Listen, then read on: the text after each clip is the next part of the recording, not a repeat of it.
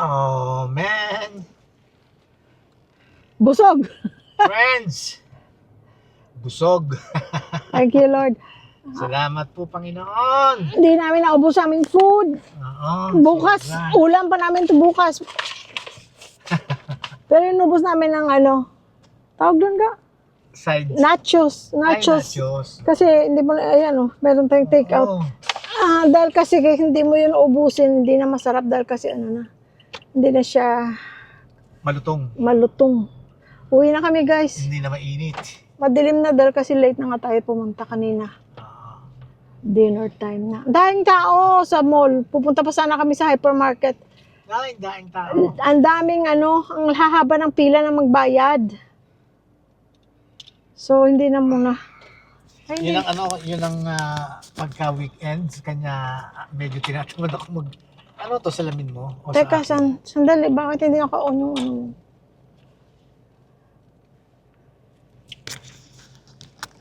Teka, yung mic hindi naka-on. Naka-on pero Kaya tinatamad akong pumunta sa sa mall pagka-weekend. Ang daing tao kasi. oo, pagka-weekend. Lalo pa may okasyon ngayon. So, kaya usually hindi kami pupunta pag weekend. Kaya lang yun nga, magma-Mother's Day. So, pumunta kami. Oo. Tsaka kailangan kumain kami para doon sa Mother's Day sa nagbigay sa atin ng blessing for Mother's Day. Maraming salamat! Thank you so much. We love you. We love you. Happy Mother's Day kay Nanay. Happy Mother's Day kay Nanay. At happy birthday kay Tatay. At happy birthday kay Tatay. Happy birthday din sa pamangkin ko si Shannon. Happy birthday, Shanine. Happy birthday din kay Mami. Happy birthday, Mommy. At happy Mother's Day sa lahat ng mga nanay dyan. To all the mothers out there, Lalo pa yung mga malalayo sa mga anak nila. happy Mother's Day. Yung mga nasa ibang bansa, yung mga natin, yung mga bayani nating tunay. Yan. Mga OFW na malayo sa mga anak nila pero ginagawa nila para sa mga anak nila. Yes. Alam Yes. niyo baga, alam mo baga, ewan ko na kwento ko sa'yo. Nung grade 3 ako, grade 3 ako noon. Mm. Ang may pinsan si Mami na Na nasa abroad. abroad. Mm. Tapos, inaano nila si Mami si Mami second grade teacher. Mm. So, inaano nila na mag-abroad na lang kasi dati, nung mga panahon na that time 8, 9 years old ako, Mm. talagang grabe yung sa OFW sa mga Middle East. Mhm. Gumaganda ang mga buhay dahil sa, nagtatrabaho sa labas ng Pilipinas. Mhm. Eh si Mami willing na pumunta. Ay naku, nag-iiyak talaga ako, nagagalit ako. Kasi sabi ko, ay okay lang, hindi tayo mayaman. Sabi ko, basta wag ka lang umalis. Sabi mo? Oo. Sabi ko, okay lang kahit hindi mayaman. Ano sabi? Sabi ni Mami, ganito, ganyan. Naku, sabi ko, wag, please. Mm. Pero hindi rin pumayag si Daddy, kaya hindi rin natuloy. Siguro kung si Daddy rin nagpursigi, hindi pursigi ang tawag doon. Yung nag-push kay Mami na, sige, pumunta ka. Wala rin ako magawa, anak lang ako eh. Kung nagpaubaya. Paubaya ba tawag doon? Hindi. Ano ba yun? Kung si Daddy, Yun nga, kung for example, pinush niya. Si Mami na, sige, kailangan mag-abroad ka, ganyan. mhm, Wala rin ako magagawa. mhm. Baka gumanda rin ang buhay namin. Kaya lang, at the same time, di mo alam kung ano mangyayari sa inyo, di ba? Pag walang nanay, ganyan. Pero, that time, sa mag-aalaga, meron si Mama, yung tiyahin ni Daddy, nagpalaki kay Daddy. Mhm. Very loving. Yung nag-meet mo si Mama, di ba? Yes. So, walang problema. May mag-aalaga sa may mag-aalaga. Walang problema. Kaya lang yung iba din, di ba, pag nandyan ang nanay mo. Kaya malaking sakripisyo para sa mga nanay, yung malayo sa mga anak dahil sa trabaho. Or kahit na hindi malayo, physically, yung ba mga nanay na nagtatrabaho, kaya, like for example, nung nagtatrabaho ako, nung lumalaki yung mga bata, Sa mga araw na may pasok ako, Mm. tulog pa sila, malis na ako. Pagdating ko, maya-maya matutulog na sila dahil gabi na ako, 12 hours ako nagtatrabaho, yung ganon. So kahit na magkasama kayo sa isang bahay, pero dahil nagtatrabaho ka, limitado din ang time sa mga anak mo. Kaya okay din sa atin na, ano tawag dito, ikaw mabuti kang ama, dahil kasi kung hindi, magtatrabaho ako, pero problema ako sa kung saan iwan ng mga bata, yung ganun. Mhm. At least nauna ka mag-retire sa akin, nasubaybayan mo pa yung mga bata nung high school. No? Right. Kasi ang high school na age, kung minsan dyan nag-start ang mga ano eh, Diyan nag-start Pag- lahat mahal, sa high school. pagluloko, mga ganyan-ganyan, Mm. adik-adik. Diyan nag-start. Ang pinakamasarap na na buhay ng nag-aaral sa high school. High school life. Dahil kasi diyan nag-start lahat. Nag-start manligaw, nag-start uminom, nag-start manigarilyo, mag-start bumarkada, yung ganon. Yung ganyang edad. Eh kung Kaya- walang guidance, mapupunta sa sama-sama. Oo.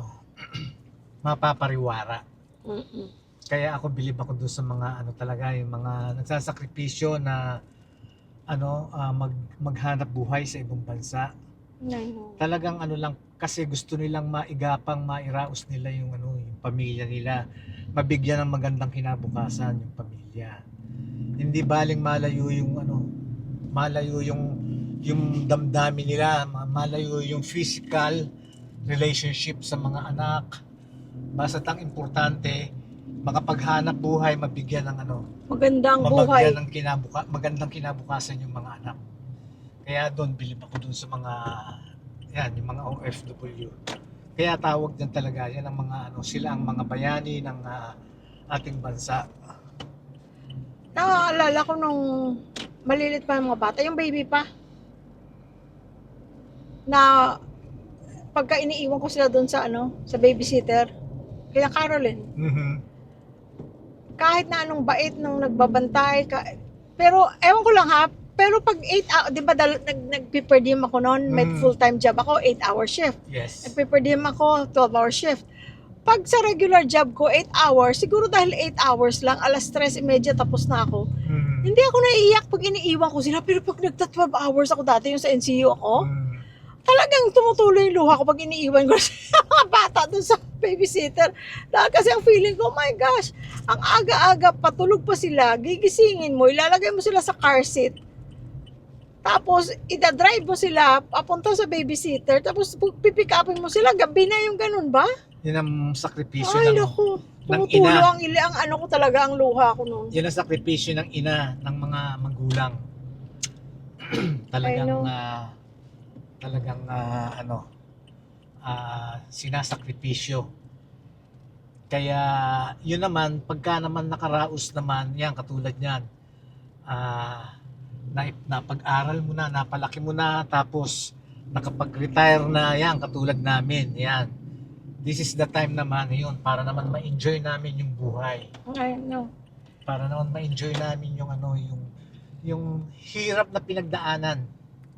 Pero after all those hirap as a mother, okay, Mm. because it's Mother's Day weekend, Mm. ang masasabi ko na pinakamaganda kung aside from your praises and your pa-thank you sa akin bilang nanay ng mga anak natin, Mhm. alam mo ang isa sa pinaka touching para sa akin at saka happy moment ko nung sinabi sa akin, which ilang beses niyang sinabi sa akin on different occasions, si Angel, nung sinabi ni Angel sa akin, Ma'am, naghanap talaga ako ng babae na katulad mo. Wow. Which pwede mong sabihin na maging negative na, parang nanay ang hinahanap mo. Hindi. Yung ibig niya sabihin na, very loving, yeah. gentle, Caring, but at the same time firm na hindi niya ma-under. Tsaka caring. Caring. Yun, nakita niya si Lilia. Ay, sinabi niya yan noon pa. Hindi pa sila nag-uusap ng kasal, pero ayun na talaga ang plano niya. Kaya lang that time, syempre, ano pa siya, medyo bata pa siya. Ilang taon na rin sila, 7 years together na rin si Angel at saka si Lilia. Yes. So, yan ang kumbaga, yun ang pinaka-price ng pagiging nanay ko nang sinabi ng ng anak ko na ang gusto niyang mapapangasawa yung katulad ng mami daw niya. Katulad ko. Wow. Na-touch naman ako. Yeah, syempre. Maski ako, di ba, yung mga bata sinasabi rin na if I grow up, I wanna be like you, Dad. Ganun lagi sinasabi nila, no? Dahil naman sa, yun, nakita nila yung pag-aasikaso ko, kung paano ko sila pinalaki, sa bahay. Talagang ikaw ang nilagay. Oo. Talagang ikaw nag-care sa kanila, no? Hindi sa pagbubuhat ng bangko. Ako ang... Ikaw talagang sa kanila. Oo. Nagturo. Tsaka nakita nila na talagang tumayo ako na talagang ama ng tahanan. Na ako ang gumagawa sa bahay, ako lahat. Lahat ha?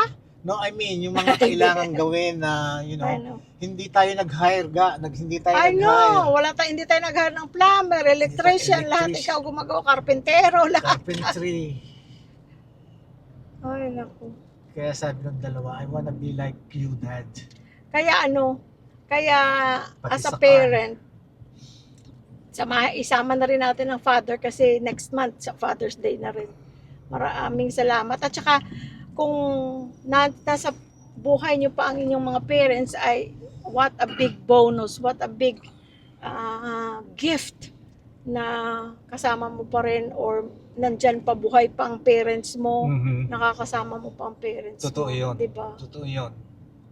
Kaya kung ano ang dapat na maibigay nyo sa magulang hanggat buhay, ibigay nyo.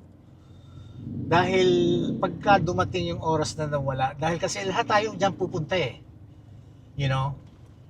Pagka dumating yung oras na nawala na, mararamdaman nyo rin eh. Mararamdaman nyo rin yung pagmamahal ng magulang sa inyo nung araw.